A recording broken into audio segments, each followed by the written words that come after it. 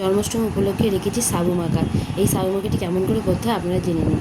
এতে প্রথমে বড় দানার সাবুগুলোকে সারা রাত ভিজিয়ে রেখেছিলাম।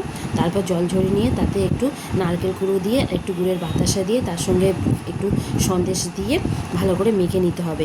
এই মাখাটা যেমনই খেতে সুস্বাদু তেমনই হয় লোভনীয়। আপনারা একবার এই মাখাটা দেখবেন, মাখিয়ে কেমন লাগছে না অবশ্যই আমাকে জানাবেন। আরেকটি থালিতে রেখেছি বেশ কিছু ডালপুরি। এই ডালপুরিটা তৈরি করেছি ছোলার ডাল, মটর ডাল দুটোকে ভালো করে সিদ্ধ করে তার সঙ্গে ভাজা মশলাগুলোকে ভালো করে কড়াইতে নেড়ে নিয়ে সেগুলো গুঁড়ো করে সেগুলো মেখে কড়াইতে নেড়ে সেইগুলো মশলার পুর করে আর ময়দার মধ্যে দিয়ে যেমন করে ডালপুরি করতে হয় সেরকম ডালপুরি করেছি। তার সঙ্গে রেখেছি ঝাল ঝাল আলু চচ্চড়ি আর রেখেছি বাড়িতে তৈরি করা মেয়োনিজ। এই মেয়োনিজই ছানা দিয়ে তৈরি করা হয়েছে।